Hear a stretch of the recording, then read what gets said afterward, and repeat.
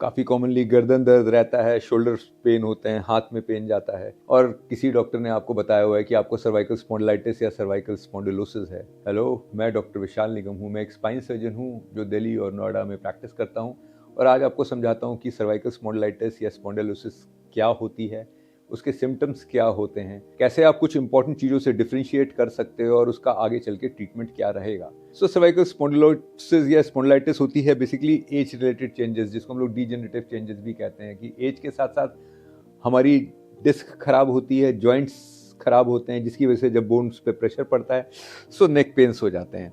कभी कभी change off season से, एक्सर्शन से, खराब पोस्चर से यही चेंजेस बढ़ भी जाते हैं और पेन बढ़ जाता है। तो जब भी हमारे को गर्दन में या स्पेशली शोल्डर में पेन होगा तो उसको हम लोग सर्वाइकल स्पॉन्डिलाइटिस या स्पॉन्डिलोसिस कह सकते हैं। पहले इसको स्पॉन्डिलाइटिस कहते थे बट अब स्पॉन्डिलोसिस कहते हैं, क्योंकि ये चीज़ एज चेंजेस हैं, ये कोई बीमारी नहीं है।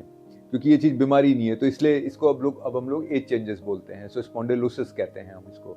तो इसमें टिपिकली सिम्टम्स होंगे कि हमारे को गर्दन में दर्द होगा, हमारे शोल्डर्स में पीछे तक जाएगा पेन, और कभी कभी आर्म्स में और कभी कभी फोर आर्म्स में और फिंगर्स में भी आ जाएगा। जब भी नर्व्स पिंच होंगी तो फिंगर्स में सुनपन भी हो जाएगा, नमनेस भी हो जाएगी या वीकनेस भी हो जाएगी। तो टिपिकल पेशेंट्स प्रेजेंट करेंगे गर्दन दर्द, shoulder pains and many times pains arms में और फोर आर्म्स एंड फिंगर्स में। उसको हम लोग सर्वाइकल स्पॉन्डिलाइटिस या नर्व्स पे प्रेशर होने की वजह से सर्वाइकल रेडिकुलोपैथी भी कहते हैं। ये बेसिकली एक तरीके से समझिए कि एज के चेंजेस हैं जो कि हमने अपने खराब पोस्चर की वजह से, लैक ऑफ एक्सरसाइज की वजह से, ज़्यादा देर बैठ के पढ़ाई करने के लिए या वर्क करने की वजह से ये वाले सिम्टम्स को हमने बढ़ा लिया। क्योंकि एज तो सबकी हो रही है, सबके तो पेन नहीं होते हैं, है ना। तो हमारे में कुछ तो गड़बड़ है जो हमारी एज के हिसाब से फिर भी हमारे को ये प्रॉब्लम्स हो रही हैं। ये रीज़न होता है हमारा। इसको इम्पॉर्टेंट है किसी सर्जन से, स्पाइन सर्जन से या स्पाइन स्पेशलिस्ट से दिखाना, क्योंकि सबसे इंपॉर्टेंट चीज़ इसमें होती है ये डिफरेंशिएट करना कि क्या ये पेन शोल्डर की वजह से आ रहा है या ये पेन कहीं हार्ट की वजह से तो नहीं आ रहा है। क्योंकि हार्ट की वजह से पेन का आने का तो मतलब है कि चीज़ें बहुत ही कॉम्प्लिकेट हो सकती हैं। तो हमें इसको ज़्यादातर कोशिश करनी चाहिए कि ये मिस ना हो कि हमें जब भी हार्ट से लग रहा है कि पेन हो रहा है तो हार्ट के बारे में इन्वेस्टिगेट करना चाहिए, हार्ट के डॉक्टर को दिखाना चाहिए और उनसे रूल आउट कर लेना चाहिए कि ये कोई हार्ट का पेन तो नहीं है। शोल्डर का पेन भी काफ़ी कॉमन होता है, वो भी क्योंकि शोल्डर की मसल्स भी यहीं से होती हैं। तो काफ़ी कॉमनली हमें शोल्डर का पेन होता है, हमें लग रहा होता है कि नेक का पेन है और पेशेंट नेक के हिसाब से एक्सरसाइजेस कर रहा होता है। एक्सरेज कराता है, एक्सरे में तो चेंजेस आएंगे एज के, तो हमें लगता है कि सर्वाइकल स्पॉन्डिलाइटिस है, बट वो एक्चुअल में शोल्डर का पेन है। सबसे इजी तरीका होता है इसको रूल आउट करने का कि देखिए जब भी शोल्डर का पेन होगा तो शोल्डर का पेन जनरली क्या होगा, मसल की इंजरी की वजह से हो रहा होगा, क्योंकि हमने कोई एक्टिविटी करी जिससे शोल्डर की इंजरी हो गई है। तो वो जब भी हम शोल्डर को यूज करेंगे तो पेन होगा, पर जब हम शोल्डर को नहीं यूज कर रहे हैं, जैसे बैठे हुए हैं, तो उसमें पेन नहीं होगा। जो नेक का पेन होगा उसका शोल्डर से रिलेशन नहीं है, विच मीन्स कि अगर नेक का पेन हो रहा है तो आपके जो ये पेन हो रहा है उसमें आप शोल्डर का मूवमेंट कर रहे हैं, आपको कोई दिक्कत नहीं है। बट आप अगर बैठे भी हुए हैं तो नेक पे उतना ही प्रेशर पड़ रहा है, बैठे हैं, चल रहे हैं, तो वो पेन रहेगा। लेटने में नेक के मूवमेंट पे बढ़ेगा, जब हम गाड़ी ड्राइव कर रहे हैं, जर्क्स लग रही हैं, तो वो पेन बढ़ेगा। एंड इनफैक्ट जब भी गर्दन की वजह से पेन होगा तो पेशेंट उल्टा इस तरह से आराम उसको लगेगा कि जब हाथ को ऊपर करेगा तो नर्व्स पे रिलैक्सेशन मिलेगी, नर्व्स जो है कम स्ट्रेच होंगी तो पेन बेटर होगा, और शोल्डर के पेन में ऐसे करने पे पेन बढ़ जाएगा। टिपिकल तरीका होता है ये रूल आउट करने का कि हमें बहुत अच्छी तरीके से सिम्टम्स को पता लगाना होता है कि ये कब पेन हो रहा है, कैसे बढ़ रहा है, कैसे आराम मिल रहा है। हम लोग एग्जामिनेशन करते हैं, देखते हैं कहाँ पे दर्द है, किस मूवमेंट से दर्द हो रहा है, शोल्डर के मूवमेंट से दर्द हो रहा है, नेक के मूवमेंट से दर्द हो रहा है। उससे हम डायग्नोस करने की कोशिश करते हैं कि ये नेक का पेन है कि शोल्डर का पेन है। इसलिए भी इंपॉर्टेंट है क्योंकि अगर हमारे सर्वाइकल स्पॉन्डिलाइटिस है या सर्वाइकल स्पॉन्डिलोसिस है तो उसमें रोल एक्सरसाइजेस का है। मैंने बताया कि वो क्यों पेन हो रहा है हम लोगों का, क्योंकि एज सबकी बढ़ रही है, बट मेरे में क्यों पेन हो रहा है, क्योंकि मैं एक्सरसाइज नहीं कर रहा हूँ इसलिए पेन हो रहा है। गाड़ियाँ सबकी पुरानी हो रही हैं, आपकी गाड़ी क्यों खराब हो रही है, क्योंकि आपने मेंटेन नहीं किया है। लोगों की गाड़ी क्यों अच्छी चल रही है, उतनी पुरानी, क्योंकि उन्होंने मेंटेन किया है। तो हमें भी एक्सरसाइज करनी है। एक्सरसाइज फिर गर्दन की होती है जिसमें हम लोग अपने आर्म्स को, फोर आर्म्स को यूज करते हैं। बट अगर शोल्डर पेन है तो वो हम उल्टा बढ़ा लेंगे। हमने तो इंजरी करी थी शोल्डर में और हमने शोल्डर को यूज करते हुए नेक की एक्सरसाइज शुरू करी तो हम पेन बढ़ा लेंगे। तो इसलिए बड़ा इंपॉर्टेंट डिफरेंशिएट करना कि ये क्या नेक पेन है कि शोल्डर पेन है। बिकॉज अगर शोल्डर पेन है तो हमें रेस्ट देनी है, बट अगर हमारे नेक पेन है तो एक्सरसाइज करनी है। इंपॉर्टेंट चीज़ ये होती है कि अगर सर्वाइकल स्पॉन्डिलोसिस है तो डायग्नोसिस बनाइए कि क्या वही है।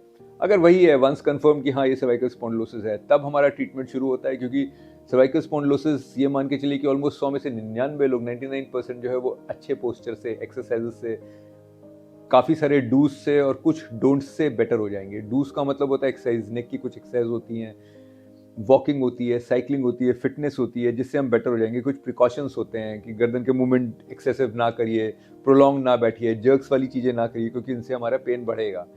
इश्यूज तब आने शुरू होते हैं जबकि दर्द हमारा हाथों पे आना शुरू हो जाता है, खासतौर से जब काफ़ी वीकनेस आनी शुरू हो जाती है।